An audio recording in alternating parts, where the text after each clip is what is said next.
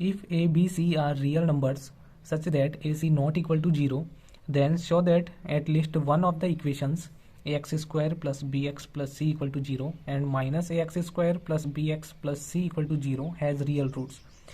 तो हमें यहाँ पे प्रूव करना है कि कम से कम किसी एक इक्वेशन के तो कैसे होंगे, रियल रूट होंगे. हो सकता है कि दोनों के भी रियल रूट हों, लेकिन कम से कम एक के तो रियल रूट होने चाहिए. ये हमें प्रूव करना है. तो रियल है कि नहीं है इसके चेक करने के लिए हम लोग क्या करते हैं, डिस्क्रिमिनेंट की वैल्यू निकालते हैं. तो मान लेते हैं कि जो ये फर्स्ट इक्वेशन है इसके लिए डिस्क्रिमिनेंट की वैल्यू d1 है, जिसकी वैल्यू हम लोग कैसे निकालते हैं, बी स्क्वायर माइनस 4ac से. तो ये तो अपनी स्टैंडर्ड फॉर्म के अंदर ही है, यानी x का कोफिशिएंट b है, एक्स स्क्वायर का a है और कांस्टेंट टर्म c है, तो इसकी वैल्यू तो बी स्क्वायर माइनस 4ac ही रहेगी. तो ये हम लोग फर्स्ट इक्वेशन मान लेते हैं. ऐसे ही इसके लिए हम लोग डिस्क्रिमिनेंट की वैल्यू d2 मान लेते हैं और इसकी वैल्यू हम लोग किससे निकालेंगे, बी स्क्वायर माइनस 4ac से निकालेंगे. तो एक्स स्क्वायर का कोफिशिएंट माइनस a है तो ये वाली वैल्यू नहीं रहेगी, वैल्यू पुट करते हैं इसके अंदर. एक्स का कोफिशिएंट b है तो यहाँ पर तो बी स्क्वायर आ जाएगा माइनस 4 इंटू ए की जगह एक्स स्क्वायर का कोफिशिएंट माइनस a लिखेंगे और कांस्टेंट टर्म c है तो c ही लिख देंगे. तो इस तरीके से यहाँ पर d2 की वैल्यू क्या आ गई, बी स्क्वायर और ये आ जाएगा प्लस के अंदर 4ac. ये अपनी सेकंड इक्वेशन आ गई. तो इन फर्स्ट और सेकंड इक्वेशन से तो हम लोग कुछ भी नहीं बता सकते कि रियल रूट्स हैं कि नहीं है. तो हमें क्या करना पड़ेगा, d1 प्लस d2 करते हैं. अब कुछ कहेंगे कि d1 माइनस d2 क्यों नहीं किया, तो वो आगे हम लोग चेक करेंगे एक बार. तो d1 प्लस d2 करने पर हम लोग देखेंगे कि माइनस 4ac और प्लस 4ac कट जाएगा और बी स्क्वायर को प्लस करने पर अपने पास आ जाएगा 2b स्क्वायर. अब हमने पहले वाले क्वेश्चंस में भी देखा था कि किसी भी नंबर का स्क्वायर हमेशा क्या होता है, पॉजिटिव होगा या जीरो हो जाएगा, क्योंकि b की value not equal to zero कहीं पर भी नहीं लिखा हुआ तो जीरो हो सकती है. यानी कि बी स्क्वायर की वैल्यू कैसी होगी, हमेशा ग्रेटर देन और इक्वल टू जीरो. आप लोग कैसा भी नंबर ले लें, माइनस का या प्लस का, तो उनका स्क्वायर करेंगे जब भी तो जीरो आ सकता है यदि वो खुद जीरो है तो, या फिर -1 होगा तो स्क्वायर करेंगे तो +1 ग्रेटर देन जीरो ही आएगा.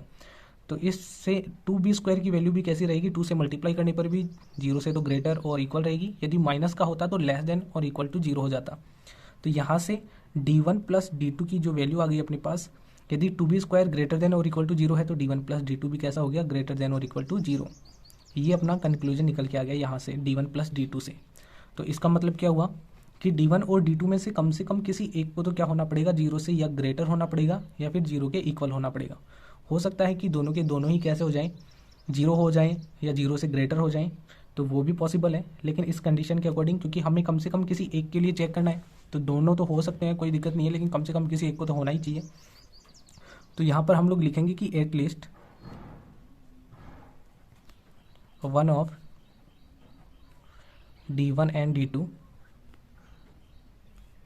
इज ग्रेटर देन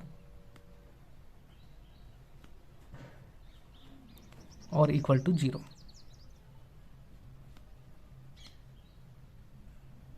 तो ये जो अपनी इक्वेशन आई थी उसके अकॉर्डिंग कम से कम किसी d1 और d2 में से एक को तो ग्रेटर देन होगा या तो जीरो से या फिर इक्वल होगा जीरो के.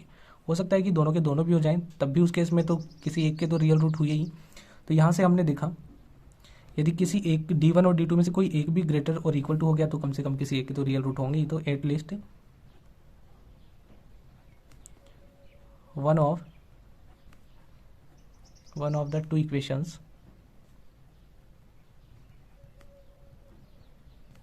Has real roots.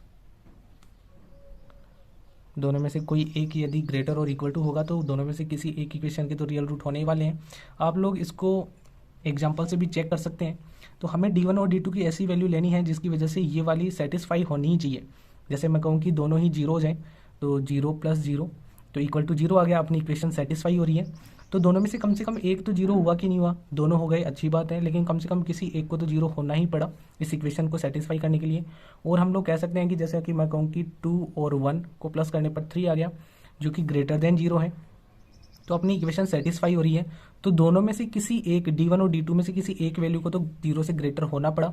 तो हम लोग देख सकते हैं या फिर जीरो के इक्वल होना पड़ेगा या ग्रेटर, तो ग्रेटर होना ही पड़ेगा.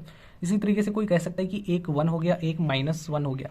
d1 और d2 में से कोई एक 1 है और एक -1 है, तो हमें प्लस करने पर क्या मिलेगा, जीरो मिलेगा. तो अपनी इक्वेशन सेटिस्फाई हो रही है. और दोनों में से कोई एक आप लोग देख सकते हैं कि ग्रेटर देन जीरो हो रहा है, d1 की वैल्यू यहाँ पे ग्रेटर देन जीरो है, आप लोग अच्छे से देख सकते हैं.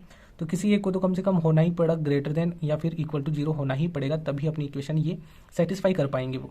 और दोनों में से कोई एक हुआ तो इसका मतलब किसी एक के तो रियल रूट होने ही होने हैं.